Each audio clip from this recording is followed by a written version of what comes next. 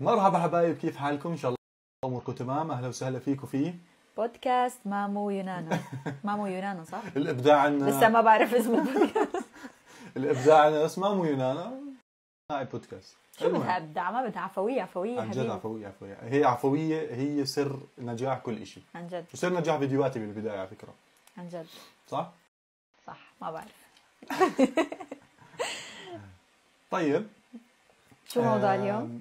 اول شيء قبل ما نبلش بودكاست اليوم حابب احكي لكم انه احنا صورنا هذا البودكاست قبل هيك تقريبا ربع ساعه 20 دقيقه واحنا نحكي، والموبايل كان بالاعدادات في شيء جديد، بما انه موبايل جديد جايبه ما في صوت. ما في صوت، واحنا مندمجين وامثله وتنظيم الوقت وما بعرف شو. ما بعرف اذا هذا رح يطلع حلو مثل هذاك صراحه. عم بصور المره ما يكون في فيديو ابدا. اشوف عم بصور، بس ما بعرف اذا هذا رح يطلع حلو لانه هذاك كنا كثير مندمجين وحكينا كثير معلومات حلوه وهيك. مش مشكله عادي. والكيمياء كانت توب. اليوم حاسه لانه رح نرجع نعيد هيك ما عندي كثير طاقه. لا عادي مو مشكله. اهم شيء بلشت تفيق لولو. هنا ساسكت قليلا. طيب بما انه اليوم انا لمحت لكم عن الموضوع شوي وحكينا على الستوري طبعا اللي هو موضوع تنظيم الوقت. حضرنا لكم هيك شويه معلومات من اللي بنعرفها من قبل، وكمان عملنا شويه بحث خفيف عشان نضيف لكم امثله. طبعا المعلومات هي من تجاربنا المتواضعه. انت كطالبه وانا كطالبه كأم كبشتغل، وانت كمان كبتشتغل كأب وكطالب كمان كنت طالب السنه الماضيه. فراح نشارككم نحن شو عم نعمل وشو الشيء اللي عم بزبط معنا. مو شرط يزبط معكم كلياتكم ومو شرط يكون كل شيء صحيح بيناسبكم، بس هاي تجاربنا. تمام. وبالاخير احنا بنقرا تعليقاتكم نتعلم منكم في حاله نتعلم من غلطنا بشيء. طبعا احنا ما عم نطلع بنحكي انه كل شيء عم نحكيه صح 100%، ولكن عن طريق تجربتنا عن شيء مجربينه احنا وزبط معنا وحابين نفيدكم ان شاء الله تستفيدوا. ان شاء الله. ردود افعالكم كثير مهم يعني بعد كل بودكاست. بدنا عن جد بدنا فيدباكات كثيره. فيدباكات انجليزي على عربي. طيب تنظيم الوقت. مين بده يبلش؟ طيب بالنسبه لي تمام، انا بحس مرات شوي صعب تنظيم الوقت بسبب الامور اللي كثير ممكن تشتتني، واللي منها الاشي اللي محطوط هون بلاي ستيشن وشاشتي المتنقل. هلا في شنطه عندي هيك فيها شاشه وبلاي ستيشن، فبامكاني اعمل جيمنج بكل مكان، فالتشتيت لسه اصعب صار.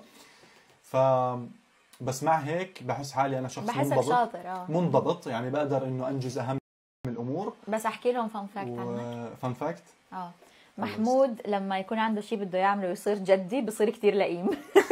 ما بينحكى معه. مو لئيم بلا لئيم. بتعرف شو بصير؟ بتكون انت كتير مركز ووجهك ما بيتفسر كأنك معصب، بس انت مو معصب بس جدي ومركز بدك تخلص. هذا المود لما ادخله يا ساتر. انت لما تدخل انا بحاول ابعد عنك. اعطوني المهام، اعطوني اي مهمه بالحياه، اعطوني اياها بنجزها. بس عن جد ليش هيك بتصير؟ انه بصير لما امزح معك او احكي معك ما بتعطيني وجه هيك. ما بعرف ما بكون قصدي على فكره ابدا. بعرف صرت اعرفك، بس بالبدايه كان انه شو عم بصير. ما بعرف، بحس خلص لما ادخل هذا المود زي بدي انجز يعني باقل وقت ممكن بدي اخلص من مهامي. طيب خلينا نرجع لموضوع، نحاول ما نتفرع كثير قد ما نقدر. صعب الواحد ما يتفرع لما يكون إشي عفوي، يعني قاعدين هيك نحكي مع بعض. صح؟ بس حلو هذا الشيء، بس انه بنحاول نكون قريبين من الموضوع الاساسي واللي هو تنظيم الوقت. فلولو شو الوضع؟ عم تتاوب منيح. بالنسبه لموضوع تنظيم الوقت، اهم شيء انه الواحد يحط الاولويات اول شيء. طبعا انا بستخدم تطبيق، بامكانكم انكم تستخدموا ورقه وقلم، الطريقه اللي بتريحكم انكم تخططوا يومكم. انا بستخدم تطبيق هيك عشان اعمل تشيك هاي الصح على كل شغله بعملها، عشان شعور حلو لما الواحد بيعمل الصح. هاي صح هذا رح نحكي عنه كمان خلال الفيديو. اهم شيء الواحد يحط اولوياته. شو يعني اولوياته؟ كمثال انه انا عندي CV بدي اعمله مثلا، بدي اقدم على شغل، وهذا الشغل كمان يومين مثلا الديدلاين تبعه، خلص لازم اقدم له باقرب وقت. وبنفس البرنامج هذا عندي رياضه مثلا، برنامج اليوم عندي رياضه، تنظيف البيت الخ. بس هذا إشي مستعجل وبدي اخلصه قبل ما انسى او قبل ما يصير يطلع لي امور ثانيه، بحطه هذا من الاولويات اول شيء. تمام. ولو هاي مثلا الاشي كتير كبير ممكن الواحد يجزئه. هذا كمان نقطة ثانية مهمة، تجزيء المهام الكبيرة.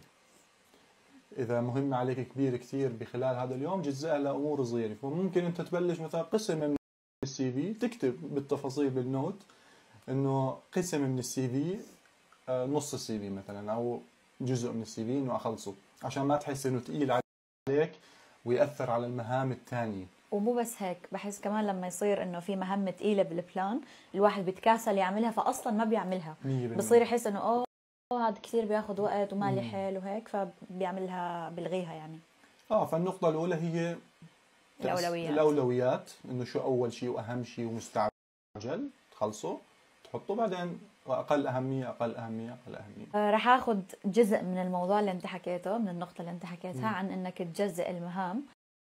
انه الواحد يحاول، مثلا انا لما بفيق كل يوم بصير افكر شو عندي اليوم، شو في شغلات مهمه اكتبها كلها، بس احاول ما اعمل بلان كتير هيك انه كتير واو وكتير مبالغ، كتير اصعبها حالي، انه اتحمس كتير واقعد اكتب كتير شغلات بعرف انا ما راح اعملها. فالافضل انه اذا انتم من النوع اللي مو متعودين تعملوا بلانات، تبلشوا انكم لما تفيقوا الصبح تصيروا تكتبوا بلان يومي لليوم نفسه، بس تكون مهمات صغيره، يعني ما تقعدوا تتحمسوا وتكتبوا شغلات كتير كبيره، بنهايه اليوم تشوفوا البلان ما انجزتوا شيء بسبب انه كتير اشياء بتاخذ وقت وجهد منكم. فحاولوا انكم عن جد مثل ما حكى محمود تجزئوا المهام، وكمان تكون مهمات خفيفه. يعني اذا عندكم شيء كتير بدكم مثلا كتير كبير بدكم تعملوه بياخذ وقت، حاولوا البلان يكون بس هذا الاشي، مشان لما تخلصوه عن جد تحسوا بالانجاز، انه ما تقعدوا تهملوا المهمه عشان انه كتير كبيره. 100%. وخاصه الواحد اذا جديد عم بيعمل هذا الشيء، تنظيم الوقت مثل ما حكيتي رح يكون صعب بالبدايه. انه شوف انت كيف الريتم تبعك، قديش سرعتك، انت قديش بتقدر تنجز. اذا حسيت والله سهل، بس كمان ما تتحمس فورا تروح تعمل قائمه طويله. مثل ما حكينا باخر مره لما صورنا، انه كون متسامح مع حالك، صح. وبنفس الوقت تكون صارم مع حالك. يعني شد وارخي، ما تكون كثير متسامح او كثير صارم كمان، بس تكون صريح مع حالك. يعني انه انا حاسس انه هذا الاشي كثير مثلا، او كان مره مثلا نقول الاسبوع اللي فات جربت اشي مشابه وكان ثقيل علي، ممكن هذا الاسبوع شوي اتسامح مع حالي اقلل. وفي شيء ثاني حابه احكي، انه لانه قبل انا حكيت عن موضوع تنظيم الوقت هيك بشكل مختصر على السناب، فكتير متابعين كاتبين لي انه انا بكتب بلانات بس ما بمشي عليها. فالفكره اصلا مو انكم تبلشوا تكتبوا بلانات، الفكره انه تبلشوا تخلوا عندكم اراده لانكم تنظموا وقتكم. لانه بعرف كتير ناس بيقعدوا بيكتبوا بلانات، وبلانات كتير حلوه ومنطقيه اذا مشوا عليها، بس ما بيعملوا شيء لانه اصلا ما عندهم الاراده.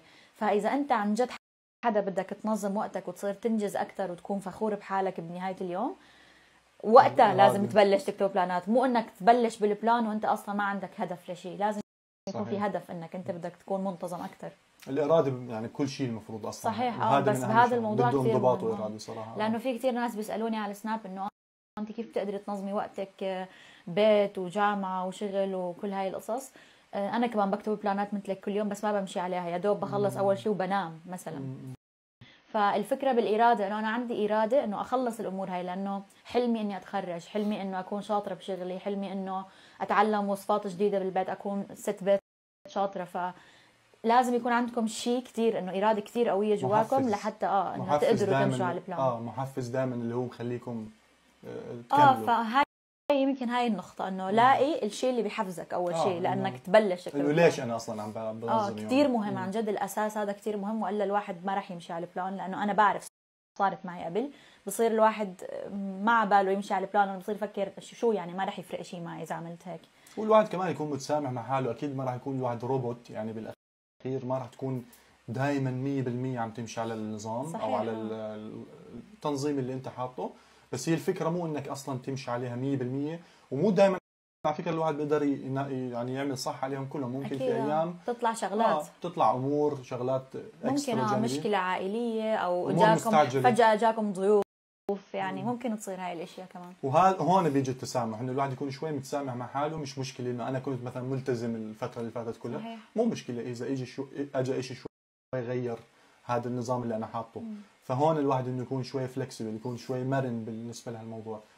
وكمان بتذكر حكينا عن نقطة انه الواحد يخلي يوم فري بالاسبوع. هذا مهم جدا، انه يوم عطلة، ما في بلانات، ما في شغلات لازم تنجزوها، يكون عن جد يوم راحة، هيك تريحوا مخكم وفعلا تمشوا على حسب شو اليوم بيطلع لكم، مثلا زياره يلا اطلعوا مع اهلكم زياره، احكي مع اصحابك، العب، يكون عن جد عفوي حسب شو ما بصير معك، عيش الاشي، ما تقعدوا كل يوم يعني تكتبوا بلان انه انا اليوم رح اعمل هيك واليوم رح اعمل هيك. في نقطة كمان كثير مهمة بالنسبة لموضوع الراحة بما انه دخلنا فيه، بحس برضه لازم الواحد بالبرنامج تبعه يعمل قاعدة معينة انه انا اخذ استراحة يعني استراحات قصيرة بين المهام. صحيح. لانه بالاخير احنا مش روبوت، يعني مش مبرمجين انه نعمل شغل شغل شغل شغل، لا ضروري انه الواحد يعمل بعدين يعني بين مثلا نقول مهام ومهام، مهمة ومهمة، تحط اشي مريح، تعمل اشي بتحبه بتتحمس له. مثلا يونانا انت الاشي اللي بحمسك شو؟ انك تقعدي تتفرج على مسلسل واعمل مع نودلز.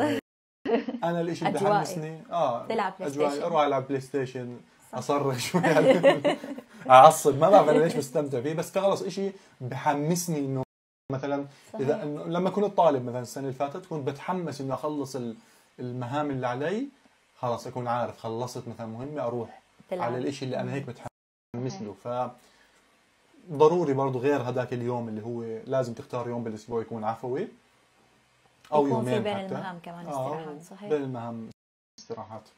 شو كمان في كمان نقطة انه في اشخاص بيكتبوا بلانات وبيقعدوا بيكتبوا من فلان ساعة لفلان ساعة رح انجز هذا الشيء. انا صراحة ضد هاي الفكرة.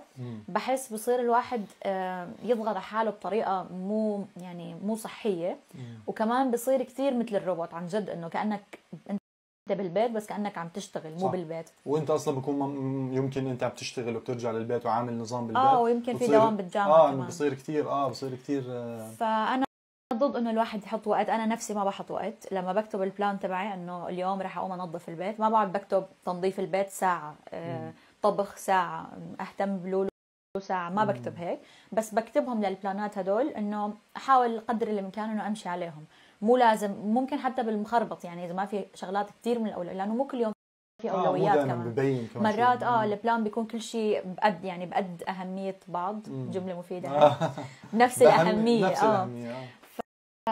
بيكون مو لازم يكون في اولويات. فعادي اذا بالمخربط يعني انتم شوفوا حسب شو عبالكم تعملوا اول إشي اعملوه، لانه كمان مهم انه انتم تحبوا البلان اللي عم تعملوا، ما يكون شيء انه صح، ما يكون شيء تحسوه مثل كانه شغل وواجب. مو مغصوب، لازم يكون شيء بتحبوه. مرات واحد لازم يعمل شيء مغصوب يعني مثلا دراسه وغيره بس انا قصدي على الايام اللي ما في شغلات مهمه، ما في اولويات، فبلشوا بالشيء اللي انتم بتحبوه لحتى تنجزوا قد ما تقدروا باليوم. في نقطه كمان كثير مهمه اللي هي لا تماطلوا بالامور، يعني لا تخلي الاشي انه مثلا انه انا حاطط مهمه ما تاجلوا قصدك. يعني مماطله، يعني انه الواحد مثلا يقول يلا كمان شوي بعمل هاي النقطه، كمان شوي بعمل هاي.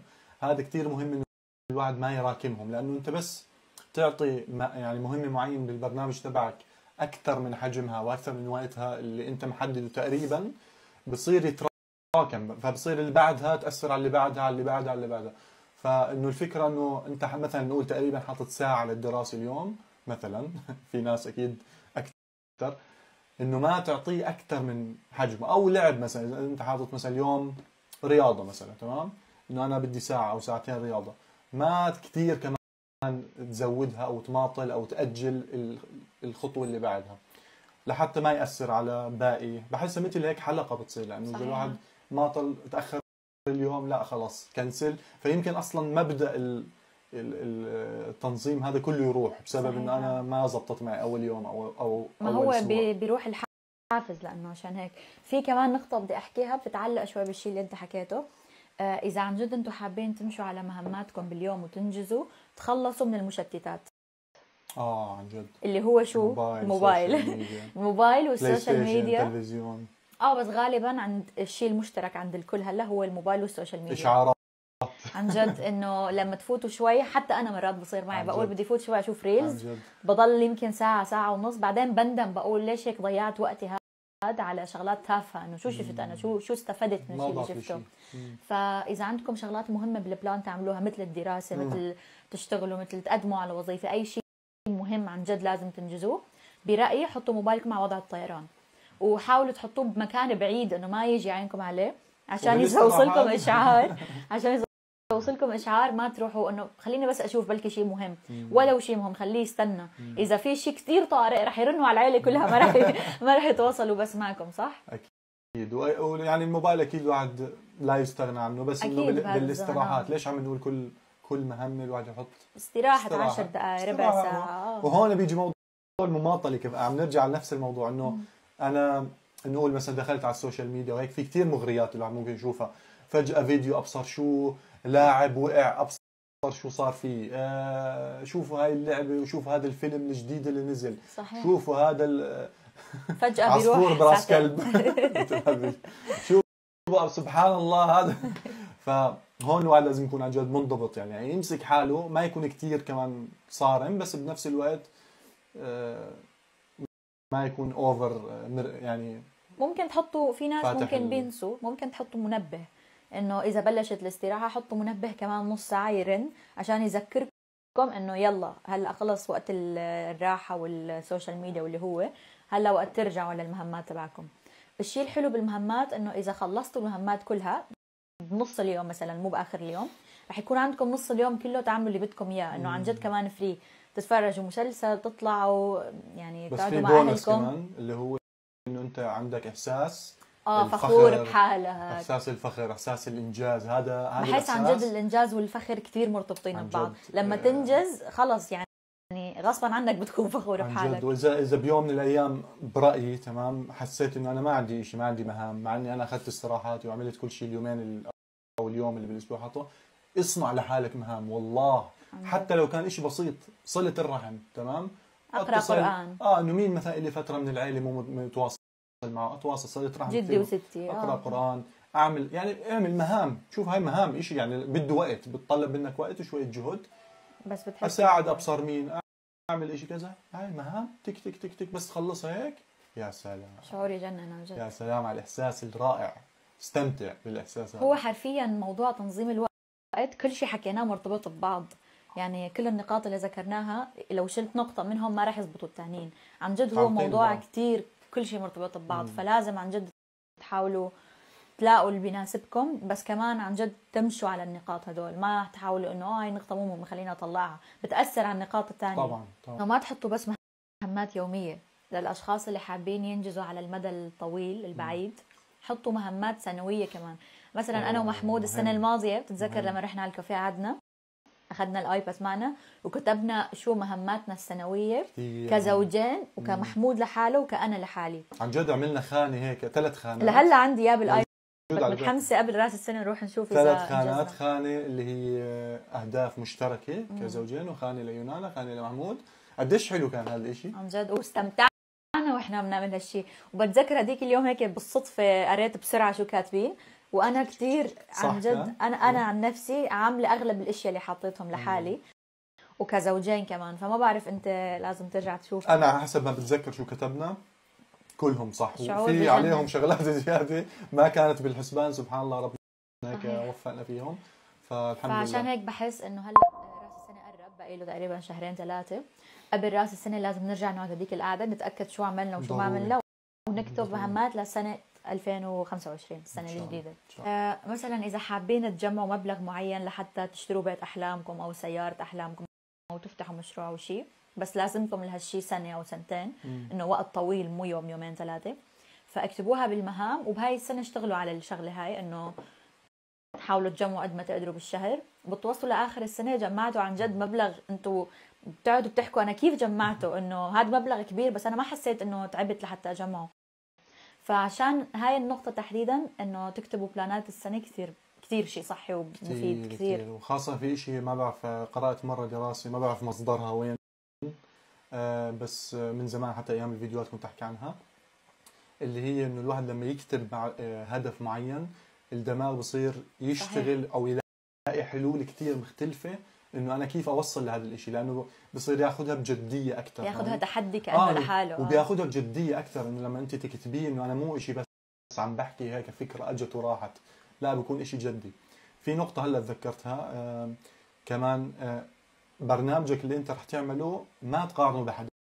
يعني مثلا نقول انت عندك هذا شيء كثير سيء لانه ممكن انت البرنامج اللي انت بتعمله او الاهداف اللي حاططها يكون مثلا انتم شله شباب، شله صبايا قاعدين مع بعض، الهدف عنكم مثلا عندكم نفس الهدف او شيء مشابه تمام. هذا الطريق تبع هذا الشاب او هاي البنت اللي جنبك اللي جنبكم ممكن هدول عندهم فرص اكثر، في عندهم شو بسموها، عندهم ناس تساعدهم، عندهم ظروف خاصه فيهم، ظروف خاصه، طريق خاص مختلف عنكم تمام. فابدا ما تقارن برنامجك او اهدافك برنامج حدا ثاني، برنامج حدا ثاني، او حتى بسرعه حدا ثاني. مثلا اذا انت هذا الشيء صار معي قبل على فكره، بدك توصل لهدف معين، حدا وصل قبلك، ابدا ما لا تحبط ابدا، خلص خليك بطريقك، امن انه انت خلص انت من اول من ولدت للان الطريق اللي انت سلكته بتفاصيله نادر تلاقي هالشخص اللي هو بالضبط مثلك انت، مر الاب والام اللي عندك، الفرص اللي طلعت لك، الحياه الماديه، العلم اللي عندك، الناس اللي قابلتهم، خلص انت سبيشل، انت كل حدا بعيش حياه انت خاصه فيه، طريقك خاص فيك، ما ابدا ما تقارن لا كدراسه ولا كاهداف.